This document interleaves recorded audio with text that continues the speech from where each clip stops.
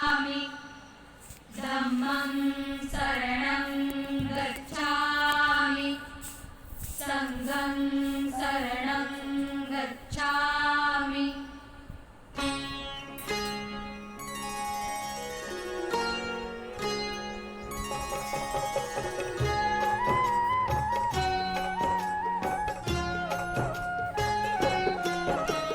प्रज्ञाशील करुणा करा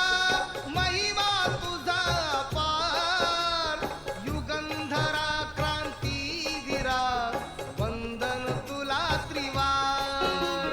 विश्वशांतीचा मार्ग जो बुद्धाने दिधला त्या बुद्धाचा धम्म जगिया वंदनीय ठरला बुद्धाची ही अमृतवाणी करतो मी गुणगान चंबुदीपातील कपिल वस्तू शाक्य वसती स्थान शाक्य कुळातील शुद्धोधन गणनायक तो महान महामाया अन प्रजापतिया दोघीही कुलवान बुद्धामृतवाणी बुद्धामृतवाणी शुद्धोधनाशी विवाह झाला दोघीही रूपवान आषाढातले व्रत करणे ही होती प्रथा समान मंगल समयी भल्या पहाटे महामाया उठली स्नान संध्या पूजा करून धनवाटीत सुटली शुद्धोधनाच्या रंगमहाली नटून थटून गेली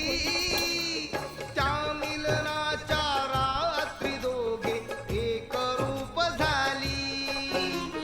सुमेध बोधी सत्वराणीच्या स्वप्नी प्रगट झाले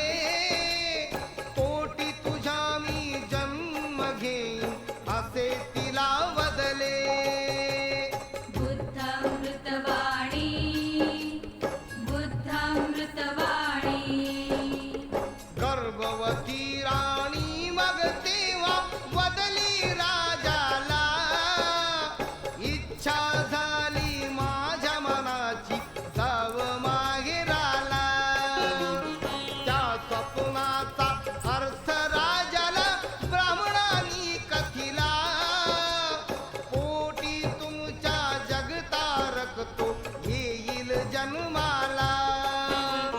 महामायावती राणीचा तो आला प्रसूती काळ लुंबिनीच्या शाल छायेतच जन्मा आले बाळ बुद्ध बुद्ध हे दाही दिशातून ध्वनी ऐकू आले असित मुनी मग शुद्धोधनाच्या दरबारी गेले बुद्धामृतवाणी बुद्धामृतवाणी त्या बाळाचे तेज पाहून अचंबित झाले चरण तयाचे स्पर्शून बदले बुद्धच अवतरले